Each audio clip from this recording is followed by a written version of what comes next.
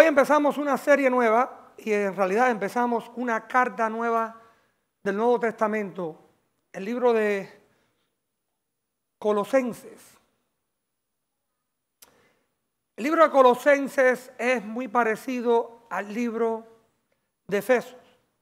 La diferencia es que en el libro de Efesios es hablándole a la iglesia como el cuerpo de Cristo. Es el cuerpo, la iglesia la que compone el cuerpo de Cristo. Pero en este libro vamos a ver Cristo como la cabeza de la iglesia. Se complementan los dos libros porque los dos le están hablando a los cristianos, hablándole a aquellos que han puesto su fe en Cristo. Pablo escribe esta carta y sabemos que es Pablo porque al principio de la carta él dice Pablo, un apóstol del Señor. Entonces sabemos que Pablo está escribiendo esta carta, pero quiero darle un poquito de contexto a dónde está Pablo cuando escribe esta carta, a quién se la escribe y por qué se la escribe. Y usted diría, bueno, pero la carta estaba escrita a una iglesia o a una serie de personas que creían en el Señor, que eran parte de la iglesia en un pueblo específico. Pero si se ponen a ver, nos relaciona a nosotros como creyentes también. Vamos a decir que él le escribe la carta en este sentido a Christ in Us, a nuestra iglesia, a una iglesia cristiana, joven, pequeña, de un pueblo no muy importante, aunque Miami es un pueblo muy importante, pero vamos a decir la parte de West Kendall de Miami, una área que todavía se está desarrollando, ¿verdad? Dentro de la ciudad de Miami, el condado de Dade, hay muchos pueblos, muchas ciudades. Hay algunas que están más desarrolladas, más destacadas y que tienen mucho más historia que la área de West Kendall. Entonces, vamos a pensar, entrando a este libro, que el lema principal de este libro es Cristo, preeminente y el único necesario para nuestras necesidades. Él es la cabeza de la iglesia. Pablo le va a hablar a la iglesia, pero le va a hablar de la importancia de tener a Cristo en el centro de su vida, al principio, en el medio y al final. Vamos a hablar de la lectura y después vamos a desarrollar el tema y el lema. Colosenses 1. Vamos a estar leyendo del versículo 1 al 14. Primero Pablo empieza con un saludo y dice, yo Pablo, elegido por la voluntad de Dios para ser apóstol de Cristo Jesús, y nuestro hermano Timoteo, le escribimos esta carta a los fieles hermanos en Cristo, que conforman el pueblo santo de Dios en la ciudad de Colosas. Que Dios nuestro Padre le dé gracia y paz. Y él sigue en oración y agradecimiento, diciendo, siempre oramos por ustedes y le damos gracias a Dios, el Padre de nuestro Señor Jesucristo, porque hemos oído de su fe en Cristo Jesús y del amor que tienen por todo el pueblo de Dios. Habla de fe, habla de amor. Ambas cosas provienen de la firme esperanza puesta en lo que Dios le ha reservado en el cielo. Ustedes han tenido esa esperanza desde la primera vez que escucharon la verdad de la buena noticia. Esa misma buena noticia que llegó a ustedes ahora corre por todo el mundo. Da fruto en todas partes mediante el cambio de vida que produce. Así como les cambió la vida a ustedes desde el día que oyeron y entendieron por primera vez la verdad de la maravillosa gracia de Dios. Ustedes se enteraron de la buena noticia por medio de Epafras, nuestro amado colaborador. Él es un fiel servidor de Cristo y nos ayuda en nombre de ustedes. Nos contó del amor por los demás que el Espíritu Santo les ha dado. Así que desde que supimos de ustedes, no dejamos de tenerlos presentes en nuestras oraciones. Le pedimos a Dios que le dé pleno conocimiento de su voluntad y que les conceda sabiduría y comprensión espiritual. Entonces la forma en que vivan siempre honrará y agradará al Señor. Y sus vidas producirán toda clase de buenos frutos. Mientras tanto irán creciendo a medida que aprendan a conocer a Dios más y más. También pedimos que se fortalezcan con todo el glorioso poder de Dios para que tengan toda la constancia y la paciencia que necesitan. Mi deseo es que estén llenos de alegría y que den siempre gracias al Padre. Él los hizo aptos para que participen de la herencia que pertenece a su pueblo, el cual vive en la luz. Pues Él nos rescató del reino de la oscuridad y nos trasladó al reino de su Hijo amado, quien compró nuestra libertad y perdonó nuestros pecados. Empezamos en la ciudad. ¿Qué ciudad? Colosa. ¿Qué es la ciudad de Colosa? Es una de 3 ciudades que existían a más o menos 125 millas de Éfeso. Éfeso es donde el pastor, el apóstol Pablo va y comparte con la iglesia y le habla de lo importante de vivir la nueva vida, la nueva identidad como cristiano. Esa identidad se encontraba en Cristo y él habla al pueblo de Dios. Le habla al cristiano, al creyente, diciéndole: ustedes son parte del cuerpo de Cristo. Y habla sobre cómo debe un hombre tratar a su esposa, a su cónyuge, cómo una esposa debe tratar a su esposo y cómo los padres deben de tratar a los hijos. Da mucha doctrina cristiana. Aquí Pablo le está escribiendo a Colosa, un pueblo más pequeño, a la distancia de Éfeso. Pero ¿por qué él toma el tiempo para escribirle a una iglesia pequeña que tuvo su importancia en lo que era el mercado, ¿no? En el negocio? Se conocían por el hilado que vendían, ¿verdad? Las telas de diferentes colores y el comercio. Pero era una iglesia pequeñita. Es más, si vemos la escritura y vemos la historia, sabemos que Pablo seguramente nunca visitó ese pueblo.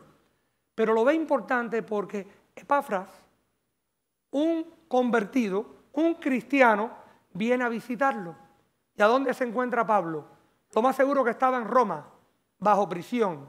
Estaba prisionero de los romanos. Y desde ahí él escribe la carta a Éfeso. Pero aparte de eso, ahora toma el tiempo para escribirle a esta pequeña ciudad. Tenía una gran población de judíos y griegos o gentiles. Era una ciudad, aunque pequeña, importante. Y allí se encontraba la iglesia. Una iglesia pequeña. Pero el caso es, la verdad es que ya Pablo había visitado a Éfeso y había visitado a muchos de los pueblos que estaban bajo el dominio romano. Entonces la palabra ya se había corrido. La palabra el evangelio ya se había compartido en diferentes ciudades. Y allí había empezado una pequeña iglesia de personas fieles. Pero había un problema. Había una crisis que estaban dando en ese momento. Pero fíjense lo que dice Hechos 19:10. Esto continuó los siguientes 2 años, de modo de que gente de toda la provincia de Asia, tanto judíos como griegos, oyó la palabra del Señor. Quiere decir que ya la palabra había llegado allí. Se había fundado una iglesia. Lo más seguro que por Epafras, no por Pablo. Pero Epafras era un discípulo. Era como decir, era un nuevo creyente que había compartido la palabra. Pero la palabra se estaba corriendo por todas partes, por todo el mundo romano, ¿verdad? Porque el imperio romano era el imperio más grande en aquel momento que existía en el mundo como lo conocíamos. Hechos 19:26 dice: pero ¿cómo han visto y oído? Este tal Pablo ha convencido a mucha gente al decirle que los dioses hechos a mano no son realmente dioses. Y no solo lo ha hecho en Éfeso, sino por toda la provincia. Entonces Epafras viene y dice: Pablo, vengo a visitarte. ¿Sabe Dios? A lo mejor vino a traerle una ofrenda que habían colectado porque sabían que él estaba en prisión, ¿verdad? El que había sido, vamos a decir, el padrino del evangelio en esa área, el que había compartido, estaba encarcelado. Pero Epafras tenía una preocupación. Él sabía que la iglesia era fuerte, pero habían problemas. Había una crisis. ¿Y cuál era la crisis? Había una nueva enseñanza que estaba pasando por el ambiente. Habían aquellos que eran los gnósticos. Estaban compartiendo una nueva enseñanza que iba más allá del evangelio puro y verdadero. Pero ¿cómo puede ser Bueno, existe hoy en día el gnosticismo. ¿Qué es lo que es el gnosticismo? Viene la palabra gnosis, y la palabra gnosis es el conocer. Pero era un conocimiento nuevo que querían emplear en la iglesia. Era una falsa doctrina. Estaban viniendo las personas diciendo, sí, Cristo, pero Cristo y demás. Cristo y robándole un poquito a esta religión, y Cristo y robándole un poquito a aquella religión, el legalismo judío agregado al evangelio. El misticismo oriental compartido con el evangelio. ¿No han visto ustedes religiones que hacen eso hoy en día? Que dicen, sí, Cristo, y lo ponen en el mismo plato con todas las demás religiones. Un poquito de esto, un poquito de aquello, un poquito de leer el horóscopo, y vamos a agregar solo a Cristo, y vamos a orar, y ya de paso vamos a agregar a un santo, o otra persona, o otros dioses, otros ídolos. Entonces estaban agregándole al evangelio. Y Pablo toma el tiempo para escribirle a esta pequeña iglesia. ¿Por qué? Porque había una crisis. Porque cuando usted pone un poquito de levadura en la masa, ¿qué pasa con la masa? Crece. Y si usted pone la levadura que no debe ser, ¿qué le pasa a la masa? Se echa a perder. Y así es el veneno, ¿verdad? Un poquito de veneno hoy, un poquito de veneno mañana, y cuando vienes a ver estás envenenado. Le agregamos un poquito de esto, un poquito de lo otro, ¿y qué hacemos? Hacemos todo corrupto. Y Pablo ve que estaba entrando un nuevo sentir, una nueva enseñanza que no era el evangelio que él había compartido con los hermanos en esa área de Turquía, lo que se conoce hoy como Turquía. Su doctrina era extraña, mezclada de alguna verdad cristiana, legalismo judío, filosofía griega y misticismo oriental. Ellos decían que la materia era mala, y por tanto, como la materia era mala, el cuerpo, que es materia, es corrupto. Y como el cuerpo es corrupto, y Cristo vino y asimiló un cuerpo, tomó un cuerpo, Cristo no podía ser el Hijo de Dios. Era otro profeta, otro que compartía, pero no era el Hijo de Dios. ¿Y qué dice el Evangelio? El Evangelio dice, Dios encarnado, el Hijo de Dios vino ¿para qué? Para morir por nosotros, para sanarnos y liberarnos del pecado. Ellos mezclaban un poquito de esto, un poquito de lo otro, y eso estaba entrando en la iglesia, al cuerpo de Cristo. Ellos decían que Cristo era una emanación de Dios, que los ángeles eran una emanación de Dios, y por lo tanto no era el verdadero Hijo de Dios. Su doctrina requería prácticas legalistas, estrictas. No se puede comer esto. Hay días que son santos, hay días que no son santos. Tantos diferentes opiniones y cosas que tenían que ver con el cuerpo, pero no tenían ningún poder espiritual. Todo era aséptico, te debes de lavar las manos en tal día, debes de hacer esto, debes de hacer aquello. ¿No le parece a algunas religiones hoy en día que dicen eso? Tienes que ir a la iglesia el domingo, porque si no vas el domingo, pecado. O el sábado, porque es el Shabbat, el día del descanso. O tiene que ser en la noche, o tiene que ser en la mañana. O debes de hacer esto, no debes de comer esto, pero puedes comer aquello. No lo ven en nuestro ambiente, no lo ven posiblemente en nuestra iglesia, que a veces vienen personas con opiniones de diferentes doctrinas a enseñar, a decir, no, pero en tu iglesia hacen esto, no, pero en la mía no. Ah, ustedes no practican el Shabbat del sábado, ustedes realmente no son creyentes, porque los judíos, que son los verdaderos creyentes, ellos descansan del viernes en la noche hasta el sábado. Ustedes celebran el domingo, no, ustedes realmente no son creyentes. Empiezan a agregarle un poquito de esto y un poquito de lo otro, y cuando vienen a ver, corrompen el cuerpo de Cristo. Entonces Pablo toma el tiempo para escribir una carta. ¿Una carta a quién? A los colosenses. El lema principal de esta carta es la preeminencia de Cristo. Pablo quiere hacerle claro en esta carta a la iglesia en Colosas de que primero Cristo, en el medio Cristo y al final Cristo. Todo lo que usted le quiera poner, agregar o quitar, no tiene valor. Si usted no se basa su fe en el Evangelio, que es Cristo, usted realmente no está poniendo su fe en el cristianismo, en una vida nueva, en una identidad nueva. Pablo enfatiza la preeminencia de Cristo. No solamente la eminencia, sino la preeminencia. No solamente que fue un hombre bueno, no solamente que fue un hombre caritativo, lleno de amor, sino que fue y es el Hijo de Dios, que vino y murió por usted y por mí en la cruz del Calvario. Y poniendo nuestra fe en Él, tenemos libertad. No libertinaje, sino libertad. Cuando uno tiene verdaderamente libertad, no tiene que estar constantemente midiendo, bueno, ¿soy realmente libre o no soy libre? ¿Realmente vino Cristo o no vino Cristo? Históricamente lo vemos en la palabra de Dios. Históricamente lo vemos en el mundo. Cristo sí existió. Cristo sí murió en la cruz y Cristo sí resucitó. Hubieron testigos.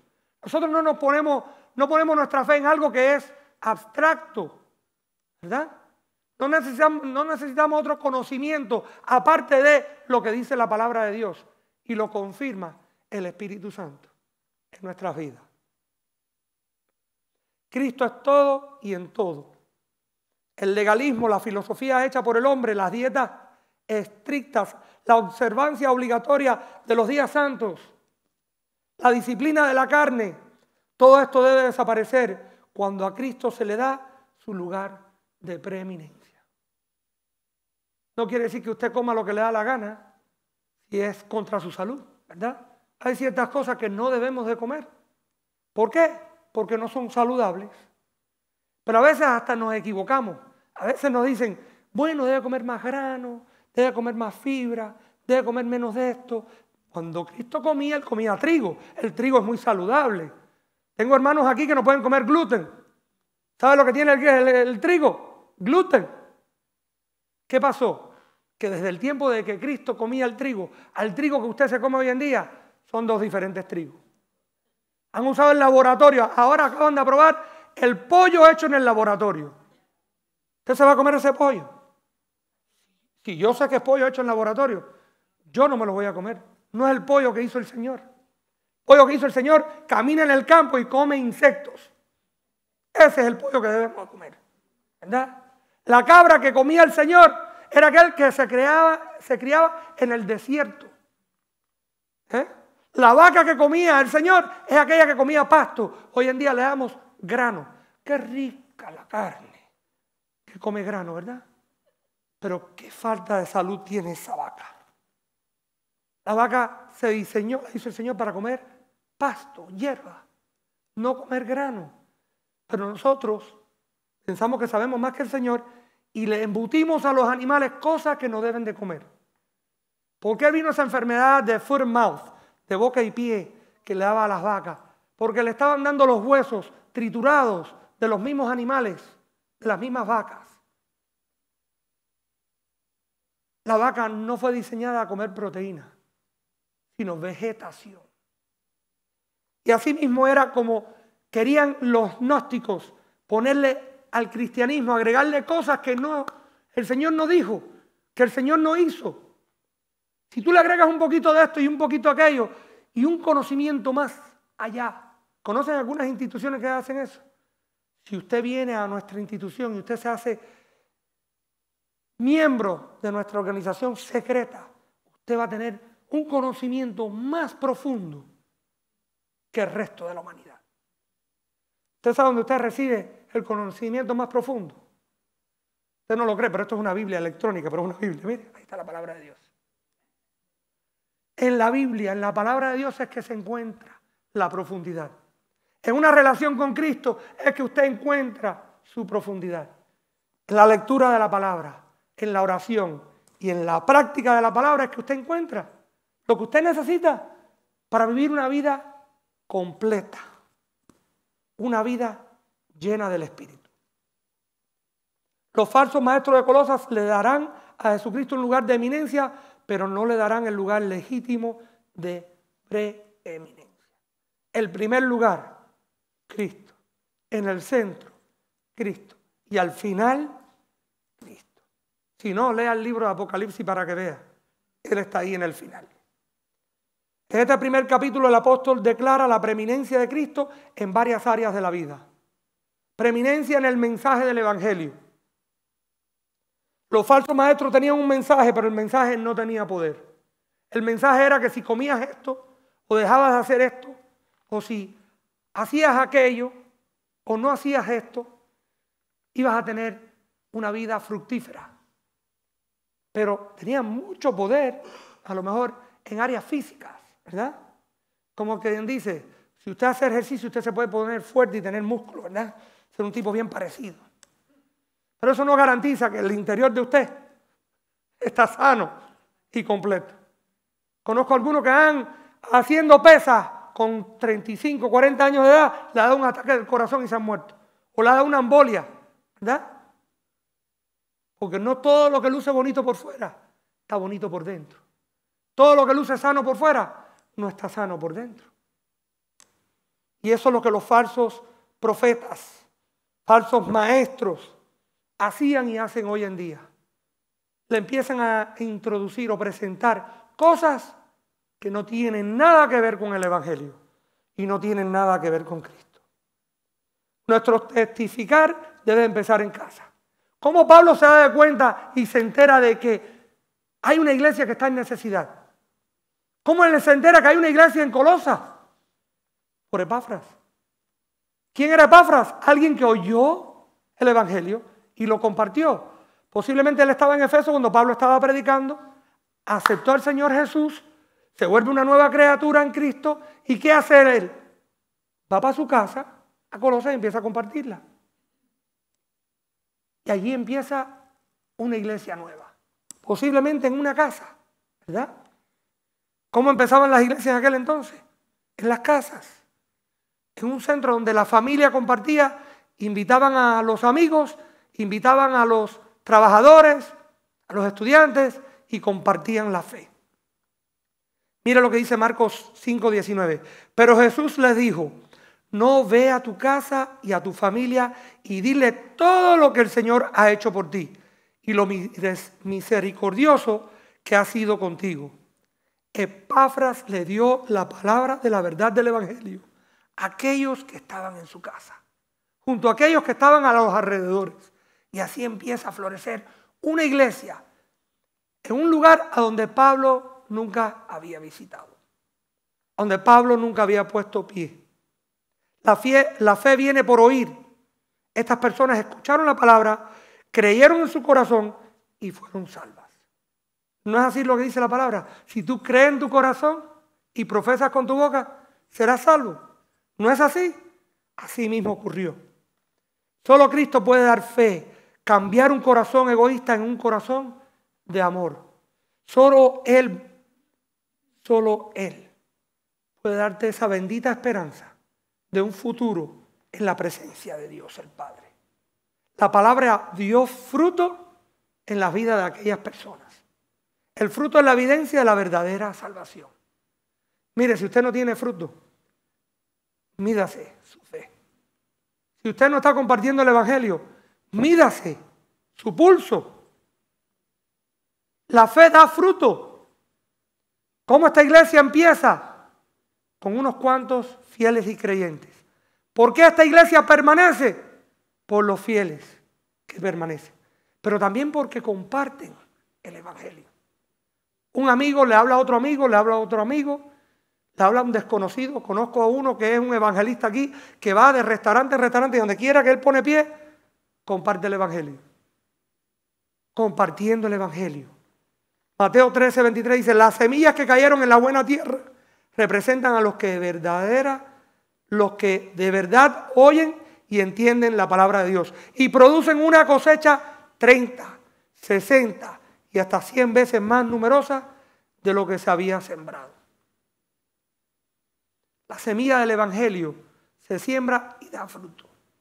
Si usted no está dando fruto en su vida, mídase el pulso. Puede que usted sea un cristiano, eso es entre usted y el Señor.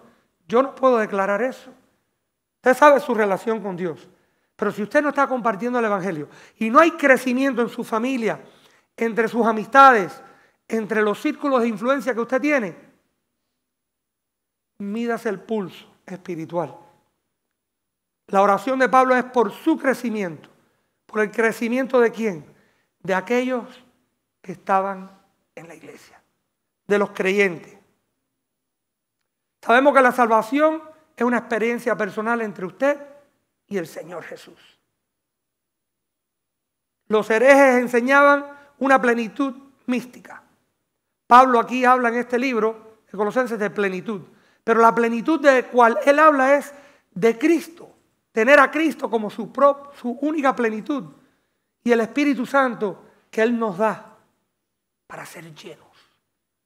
Hay gente que oran, Señor, manda tu Espíritu Santo, llénanos.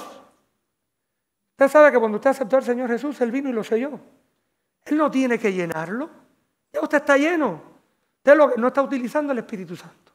No está acudiendo a ese Espíritu Santo que está dentro de usted. Usted lo que tiene que decir, Espíritu Santo, enséñame. Espíritu Santo, transfórmame. Espíritu Santo, quiero saber más de ti. Pare de pedirle al Espíritu Santo que venga. Ya Él está presente. Ahora, si usted quiere que el Espíritu Santo venga a aquellos que todavía no lo conocen,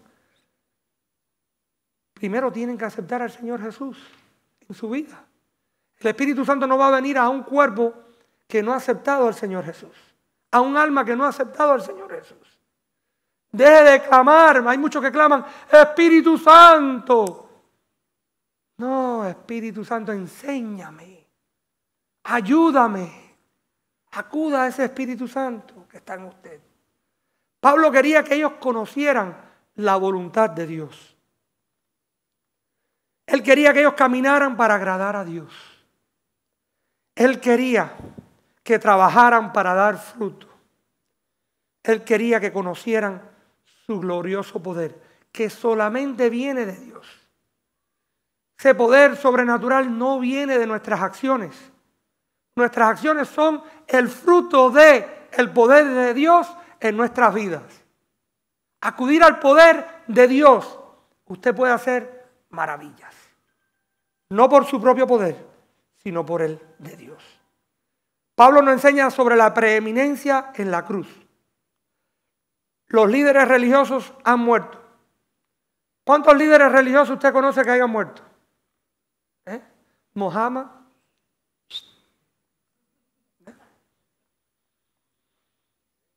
¿Cuáles dioses de los hindúes vino para atrás de la muerte?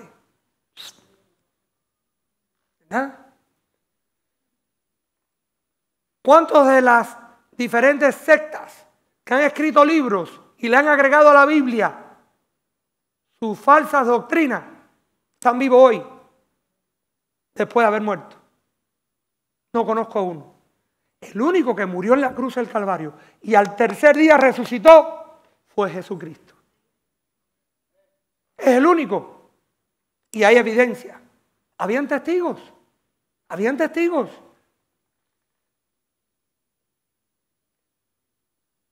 ¿Qué ángel murió para redimir sus pecados? ¿Qué regla religiosa ha producido el perdón? ¿Qué líder religioso ha muerto y resucitado? Solamente Jesús. Es la cruz que eleva a Jesús por encima de todo. Eso es lo que le da a Jesús su preeminencia. Porque no solo lo dijo, no solo lo enseñó, sino fue el único que regresó. El único que fue al cielo, ante la presencia de testigos. Entonces empezamos con el saludo y el agradecimiento de Pablo. Yo, Pablo, elegido por la voluntad de Dios para ser apóstol de Cristo Jesús, y nuestro hermano Timoteo, le escribimos esta carta a los fieles hermanos en Cristo que conforman el pueblo santo de Dios en la ciudad de Colosa. Que Dios nuestro Padre le dé gracia y paz. Sabemos que Pablo es el autor, ¿por qué? Al principio lo dice. Él dice, yo Pablo. Bien simple. Hay discusión entre los teólogos que si fue Pablo, fue otro, no fue Pablo. Lea la lectura. No se guíe por lo que le dicen los hombres. Lea la palabra de Dios y deje que ese Espíritu Santo que está en usted le muestre a usted, le revele la verdad de la palabra. Yo, Pablo. ¿Quién es Pablo? Pablo es un apóstol. ¿Sabe qué es lo que es un apóstol? Un enviado de Dios. Es un portavoz. Apóstol, ¿por qué? Porque Cristo mismo lo llamó, se le presentó. Está junto a Timoteo. ¿Quién es Timoteo? Un discípulo, un pastor que Pablo, un hijo espiritual de Pablo, vamos a decir. Que Pablo lo toma y lo mentorea y le enseña la palabra de Dios y le da instrucción. ¿Para qué? Igual que Epafras, ¿verdad? Para que fuera y compartiera el evangelio. Porque Pablo era un hombre, Pedro era un hombre, ¿verdad? No podían estar en todas partes a todo tiempo. Yo sé que aquí hay muchos Timoteos. Algunos de ellos están dormidos. Despierten. Despierten, compartan el evangelio, inviten para que oigan la palabra de Dios. Usted se siente apenado, usted no tiene la seguridad de cómo compartir el evangelio. Tráigalo para que lo oigan aquí. Aparte de eso, usted pídale al Señor, a ese Espíritu Santo que le dé la fortaleza, la sabiduría, el conocimiento, así como Pablo quería que esa iglesia tuviera esa sabiduría, tuviera esa capacidad de compartir. Vemos que Pablo aquí está en la custodia de los romanos, pero fue elegido por la voluntad de Dios para ser apóstol de Cristo. Elegido. ¿Qué es lo que él era? Un portavoz de Dios, un portavoz autorizado de Dios, comisionado, encomendado, facultado. Y dice, a los fieles hermanos en Cristo. Hermanos en Cristo. Pablo se está dirigiendo a los santos. ¿Pero cómo que a los santos? Usted dice un ídolo. No, a los santos. ¿Usted aceptó al Señor Jesús? Usted es santa. ¿Usted aceptó al Señor Jesús? Usted es santo. Espiritualmente usted es santo. Carnalmente usted sigue siendo un pecador. Hasta que el Señor lo llame a la gloria y le dé un nuevo cuerpo. Pero por ahora, cuando habla de los santos, estamos hablando de ustedes. No estamos nada más hablando de los apóstoles o la madre de Jesús. ¿Ya? No estamos hablando de una figura, un ídolo. Estamos hablando de ustedes, la iglesia. Pablo le escribe a los creyentes. Es más, aún habla a los fieles hermanos en Cristo. Quiere decir, no solamente a usted que ha aceptado al Señor Jesús, pero a usted que se mantiene fiel a Cristo, fiel a la palabra, que conforman el pueblo santo de Dios en la ciudad de Colosa. En este instante le está escribiendo a los santos de Colosa. Pero póngase a pensar, ¿no está pasando algo parecido aquí, en nuestra ciudad? Que hay tantas falsas doctrinas, tanta gente que enseñan ese cartelito que enseña la cruz de Cristo, la media luna, la estrella, plus, plus, plus, plus, mucho plus. Pero realmente todo eso que es agregado es falso. Solamente la cruz de Cristo, solamente Jesús tiene el poder y la preeminencia para darnos todo lo que nosotros necesitamos en los tiempos buenos y en los tiempos malos, que conforman el pueblo santo de Dios en la ciudad de Colosa. Colosa es una de las más pequeñas ciudades en aquella área, en aquel tiempo, pero no menos importante. No menos importante, porque allí existía el cuerpo de Cristo. Y Pablo se toma el tiempo, con todas sus preocupaciones y todos los problemas, de escribirle a esa pequeña iglesia. Cristo se preocupa por Christ in us. Cristo se preocupa por cada uno de ustedes. Aquellos que conforman el cuerpo y también a algunos que aún todavía no han aceptado al Señor Jesús. En la ciudad de Colosa. Dice que Dios nuestro Padre le dé gracia y paz. Él quería que ellos recibieran la gracia del Señor. Que tuvieran la paz que solamente se encuentra en el Evangelio, en la verdad, de la palabra. Aquí Pablo nos enseña el hábito de orar. Dice en el versículo 3, siempre oramos por ustedes y le damos gracias a Dios el Padre de nuestro Señor Jesús. Mira cuando él decía, algunas veces oramos por ustedes. De vez en cuando yo oro, pienso en ustedes. Siempre. Siempre. Mire, yo no soy Pablo, pero yo le puedo decir a ustedes, sus pastores se preocupan de orar por ustedes. Siempre que oramos. Nos preocupamos del que está enfermo, del que tuvo el accidente del auto, del que no puede venir porque tiene que trabajar. Nos preocupamos de las personas que no vienen. Cuando lo llaman no es para decir, mandarle a contar, oye, usted no vino a la iglesia este domingo. Qué raro. Usted sabe que usted tiene que estar aquí el domingo. No es para eso. Cuando lo llama un pastor o lo llama un hermano es para ver cómo usted está. Es más, recibí una llamada esta semana de una señora que venía a nuestra iglesia por mucho tiempo, que no ha asistido a nuestra iglesia por mucho tiempo y su papá falleció. ¿Sabe lo que hice? Cogí el teléfono y la llamé. No la llamé para decirle, ¿por qué usted no ha venido a nuestra iglesia? La llamé para ver cómo estaba, porque sé que ha perdido a su padre. Su mundo está cayéndosele encima, porque no tiene ningún otro familiar de sangre que le quede. ¿Sabe por qué nos preocupamos? Porque son parte del cuerpo de Cristo. Porque ustedes son nuestros hermanos y nuestras hermanas en Cristo. Aún con nuestras diferencias, oramos por aquellos que se han separado. Nuestra oración es que ellos tengan la sabiduría, el conocimiento, el amor y tengan esa experiencia de gracia y paz, de gozo que solamente puede dar el Señor Jesús en esta situación presente que tienen. Siempre oramos por ustedes. ¿Y qué hacemos? Damos gracias a Dios por ustedes. Yo no le doy gracias a Dios así, simplemente porque, ay, qué bueno, vino a Cristo, es miembro de mi iglesia, uno más. Tengo tantos miembros en la iglesia, dan o no dan, vienen o no vienen. Doy gracias porque ustedes son nuevos en Cristo. Ustedes son parte del cuerpo. Ustedes han sido adoptados. Así como fui adoptado yo. Así como yo tuve pastores que oraban por mí. Así yo quiero orar por ustedes. ¿Eso me hace mejor que ustedes? De ninguna manera. ¿Sabe lo que es el ministro? El ministro es un servidor. Eso es lo que quiere decir ministro. A veces no me gusta que me digan pastor. A veces no me gusta que me digan ministro. Porque me ponen en una posición como arriba en el altar. Yo prefiero estar predicando desde allá abajo. El problema es que si predico allá abajo la cámara no recibe y no puedo predicarle a aquellos que nos están viendo por la red. Yo prefiero estar hablando con ustedes cara a cara, uno a uno, que sepan que Cristo es suficiente, no necesitan a otro. Mira por qué es que predica Pablo. Porque hemos oído de su fe en Cristo Jesús y del amor que tienen por todo el pueblo de Dios. Ambas cosas provienen de la firme esperanza. 3 palabras: fe, amor, esperanza. Esperanza puesta en lo que Dios le ha reservado en el cielo.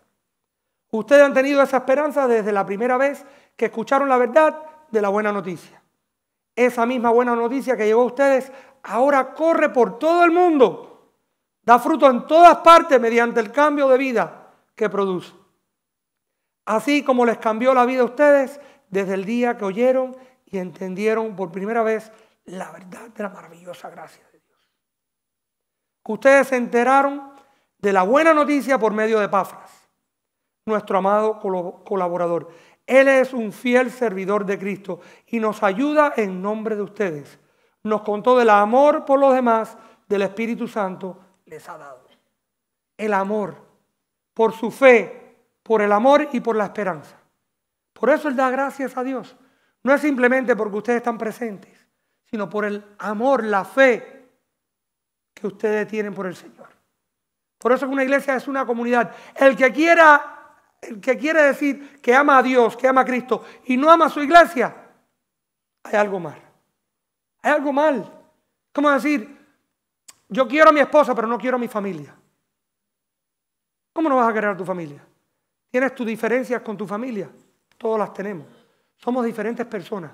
Pero amar a tu familia. ¿A dónde empieza tu ministerio? Tu relación con Dios, tu relación con la familia, tu relación con la iglesia. Si no tienes ese orden en tu vida, no son tus amigos, tu familia. Primero tu esposa, tus hijos, tu madre. Honra a tu madre y tu padre. ¿No hablaron de eso la semana pasada, el Día de los Padres? Niños, hijos, hijas, honren a su madre y su padre porque ese es el primer de los mandamientos que viene con una promesa. Él da gracia por eso. Él da gracia porque ha habido su fe, el amor y la esperanza. Desde la primera vez que escucharon la verdad de la buena noticia. La verdad de la buena noticia, ¿cuál es? El Evangelio. Cuando usted oyó el Evangelio y usted aceptó al Señor, y usted dijo, Señor, heme aquí, soy un pecador, ven, sálvame. Ahí cambió tu identidad. Recuerden, el ministro es simplemente un fiel servidor de Cristo. Es un fiel servidor. Dice, nuestro amado colaborador, él es un fiel servidor. Hablando de Epafras. Un ministro de Cristo. Y nos ayuda en nombre de ustedes. Ese es el trabajo de un ministro. De servirlo a ustedes. No de que ustedes me sirvan a mí. ¿Y cómo él ora por los cristianos? Pidiéndole a Dios en el nombre de los colosenses. Así que desde que supimos de ustedes, no dejamos de tenerlos presentes en nuestras oraciones. Le pedimos a Dios que les dé pleno conocimiento de su voluntad. La plenitud de la sabiduría y la voluntad de Dios, eso es lo que oramos cada día para la iglesia de Dios, para el cuerpo de Cristo. Y les conceda sabiduría y comprensión espiritual. Entonces la forma en que vivan siempre honrará y agradará al Señor. Y su vida producirán toda clase de buenos frutos. Mientras tanto irán creciendo a medida que aprendan a conocer a Dios más y más. Mientras más usted conoce la palabra de Dios, mientras más usted se acerca a Él, más usted crece espiritualmente. Usted puede ser una persona bajita de estatura, pero espiritualmente un gigante. Hay mucha gente que son gigantes, fuertotes, y espiritualmente son unos niños tomando leche. ¿Cómo usted crece? No solamente viniendo aquí a que yo le dé lectura y le explique la palabra de Dios, sino usted en su casa, abriendo las escrituras, tomando el tiempo y leyendo la palabra. Y qué mejor que leer esa palabra con su esposa, con sus hijos, con sus nietos, con sus vecinos, ¿verdad? Para que crezcan, para que reciban el conocimiento de su voluntad y que le conceda sabiduría. Qué difícil es ser una persona necia, una persona que no conozca nada, que ande por ahí caminando con una Biblia bajo el brazo y a donde quiera. No, porque yo el domingo lo observo porque es el día del Señor. Yo me presento en la iglesia todos los domingos y sale de la iglesia y lo primero que sale de su boca es una mala palabra, un mal sentimiento, una ira, cosas feas. Y ve a alguien que está necesitado y tiene hambre, yo no digo que le dé dinero, pero déle unas hamburguesas. Denle una cajita de papitas, denle un refresco, un agua de coco, un agua en botella. Qué feo es ser un cristiano a lo escondido. Él daba gracia y pedía que ellos recibieran todo lo necesario. No necesitaban prácticas humanas, no necesitaban coger prestado de diferentes religiones o doctrinas o teologías. Dice, entonces la forma en que vivan siempre honrará y agradará al Señor. Honrando y agradando al Señor. Dice, y entonces sus vidas producirán toda clase de buenos frutos. Mientras tanto irán creciendo a medida que aprendan a conocer a Dios más y más, plenamente agradables y dignos del Señor. Juan 15, 7, 8 dice, si ustedes permanecen en mí y mis palabras permanecen en ustedes, pueden pedir lo que quieran y les será concedido. Cuando producen mucho fruto, demuestran que son mis verdaderos discípulos. Eso le da mucha gloria al Padre. ¿Por qué producimos fruto? Porque le da gloria al Padre. Pero el fruto, ¿qué es lo que es? Un producto de su fe. Un producto de sus acciones, basado en lo que leen en la lectura. Yo los he amado a ustedes tanto como el Padre me ha amado a mí. Permanezcan en mí, amor. Esas son palabras de Jesús, el libro de Juan. Mire lo que dice Spurgeon, el gran teólogo. Dice, fructífero en toda buena obra. Aquí hay espacio y rango suficiente en todo buen trabajo. Él hace la pregunta, ¿tiene la habilidad de predicar el evangelio? Predícalo. ¿Tienes el don para predicar? Predícalo. ¿Un niño pequeño necesita consuelo? Consuélalo. El trabajo de consolar a los niños no es nada más que para el papá y la mamá. Estamos aquí en una familia. Si usted ve a un niño llorar, tome el tiempo. ¿Qué pasa, papito? ¿Qué pasa, mamita? Si usted no lo puede hacer, busque a alguien que lo pueda hacer. Pero hágalo. ¿Puedes levantarte y vindicar una verdad gloriosa ante de miles? Hazlo. Si tienes la verdad en ti, tienes el evangelio y tú oyes algo que no es correcto, con amor, déjale saber a la gente. Eso no es así. La palabra dice esto. Hay muchos aquí que son teólogos, leen muchas palabras y no comparten ninguna. Son eruditos de la palabra, saben aún más que lo que sé yo de la palabra de Dios. A mí no me gusta leer, a mí no me gusta estudiar. ¿Usted cree que a uno le gusta sentarse semana tras semana leyendo, investigando la historia, el contexto? A mí me gusta la historia. Gracias a Dios me gusta leer ciertas cosas. Pero yo no soy de aquellos que leen libros y novelas. ¿Has leído la última novela de tal? ¿Has leído el libro de John Maxwell o el libro de fulana de tal? Yo leo artículos pequeños. Pero cuando llega a esto, tengo que leérmelo completo, tengo que digerírmelo, tengo que masticarlo, procesarlo, para poder dar a un nivel de una persona tan pequeña como un niño, tan grande como una persona adulta. Si el Señor te permite y tienes ese don, practícalo. ¿Ves a un pobre santo necesita un poco de cena de tu mesa? Envíaselo a ella. ¿Sabes que alguien tiene necesidad en tu iglesia? Hazle un paquetico. Vete a unos mandados del Publix. Consíguele una tarjetita del Publix. No tiene que hacerle ni los mandados. Es bien fácil. Ahora hay e-cards. Usted le puede mandar un e-card a cualquiera, casi en el mundo entero. Tenemos Western Union. ¿Sabe por qué yo doy los viajes que hago misioneros? No solamente para compartir el evangelio, sino para hacer buenas obras. Esa colecta que hicimos de cosas de higiene cuando fui a Costa Rica, ¿se acuerdan? Sobró, no podía llevarlo todo en la maleta. ¿Sabe dónde llevé el resto? A Cuba, a la iglesia en Cuba, a los hermanos que están necesitados en diferentes países. Usted lo puede hacer, usted puede hacer una cajita, la llena y se la manda a una iglesia a donde quiera en el mundo. Sé que hay hermanos aquí que ayudan iglesias en Argentina, hay algunos en Ecuador, hay algunos en Chile, ¿verdad? Honduras, Nicaragua. Hay hermanos aquí que ayudan iglesias en Venezuela. No toma mucho, un poquito de esfuerzo. Si lo puede hacer y sabe que hay una necesidad, aquí mismo en Miami tenemos gente. Durante el COVID yo fui a muchas familias de nuestra iglesia que estaban necesitados. No tenían trabajo, no tenían que comer. Yo iba a tocar la puerta. Buenas, ¿cómo está? Si me permite, pudiera compartir con usted.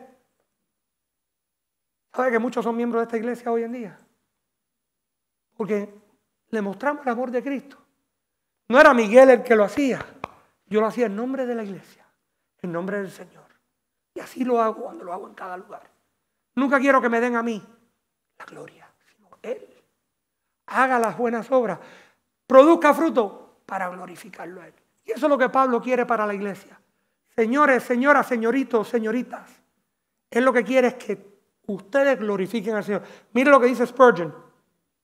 Deja que las obras de obediencia, testimonio, celo, caridad, piedad y filantropía se encuentren en tu vida. No escojan las cosas grandes como su línea especial, sino glorifiquen al Señor también en lo pequeño, fructíferos en toda buena obra. Él quería que ellos tuvieran paciencia y gozo, alegría. fortalecido con todas las fuerzas, caminando dignos del Señor. Al final, entre el versículo 12 y 14, Él sigue agradeciéndole al Padre por medio del Hijo. Y den siempre gracias al Padre. Él los hizo aptos para que participen de la herencia que pertenece a su pueblo, el cual vive en la luz. Pues Él nos rescató del reino de la oscuridad y nos trasladó al reino de su Hijo amado, quien compró nuestra libertad y perdonó nuestros pecados. Y den siempre gracias al Padre. Él los hizo aptos. Él a ustedes lo ha hecho apto, a cada uno de ustedes que ha aceptado al Señor. Cada uno está preparado. ¿Sabe? Aquí habla de rescate y habla de trasladarnos. ¿Sabe lo que hacían los imperios? Los imperios, cuando dominaban a otro imperio, ¿qué es lo que hacían? Trasladaban al pueblo, cogían a los niños, a las mujeres y a algunos de los adultos hombres, a los que podían utilizar para que fueran sus esclavos. Y los trasladaban, así como Babilonia cuando tomó posesión de Israel. ¿Qué hizo con Daniel y sus amigos? Se lo llevaron para Babilonia. Pero en este caso, Cristo no te libera y te traslada a un lugar oscuro, al revés. Te saca de la oscuridad, te saca de Babilonia y te lleva a Jerusalén. Él te traslada, te da una nueva identidad. Hoy tú puedes decir, soy cristiano. Quítale todo lo demás que le agregan. Soy cristiano, pero de la denominación, doctrina, punto, coma. Soy cristiano. ¿Por qué? Porque me identifico con Cristo. Me identifico con la muerte de Cristo. Y al tercer día resucitó y pagó por mis pecados. Soy un pecador transformado por la realidad de que Cristo murió en la cruz del Calvario por mis pecados, que es y será el Hijo de Dios. Preeminente desde el principio, estuvo en la creación desde Génesis y está al final en Apocalipsis. Dejen toda la bobería que viene con todo lo demás. Que yo soy de tal iglesia y mi iglesia tiene 10,000 miembros y cuando mi pastor hablaba y yo soy de tal iglesia y cuando mi pastor se vestía de saco y corbata y que las mujeres se ponían falda, que si no se ponen falda, que si se ponen pantalón, que si no se ponen pantalón, que si se cubren la cabeza, que si no se cubren la cabeza. Dejen el legalismo. Cristo al centro. Cristo al principio, al centro y al final. En Lucas 22:53 dice, porque no me arrestaron en el templo. Estuve allí todos los días. Pero este es el momento de ustedes, el tiempo en que reina el poder de la oscuridad. Vivimos en un mundo oscuro, en un tiempo de oscuridad. Pero Cristo nos liberó de ese, espiritualmente, de ese reinado. Tenemos que vivir aquí por lo que nos queda de años. Algunos tenemos 5, 10, 15, 20 años. Otros, los niños, tendrán mucho más. Pero nadie sabe el día ni la hora. Y si usted no ha tomado esa decisión, hoy es el día de decisión para aceptar a Cristo. Y si usted ya tiene a Cristo, hoy es el día de decisión de ponerlo como preeminencia en su vida. En el libro de Colosenses vamos a aprender muchísimo de quién es Cristo. Vamos a hablar del cuerpo, pero vamos a hablar mayormente de la cabeza. No el cuello, la cabeza, que es Cristo. ¿Qué domina en el cuerpo? La cabeza. Todo lo que usted hace con su cuerpo viene de la cabeza. Cristo en la cabeza. El poder de la oscuridad nos adormece. El poder de la oscuridad es experto en ocultamiento. El poder de las tinieblas aflige y deprime al hombre. El poder de la oscuridad puede fascinarnos a veces. El poder de la oscuridad a veces envalentona a algunos hombres. Amados, todavía somos tentados por Satanás, pero no estamos bajo su poder. Tenemos que luchar con él, pero no somos sus esclavos. Él no es nuestro rey. Él no tiene derecho sobre nosotros. No lo obedecemos, no lo escucharemos, No le escucharemos a sus tentaciones. Eso lo dijo Spurgeon. Así que hoy le invito a que pongan al Señor adelante. Fe, amor y esperanza. Que Dios lo bendiga.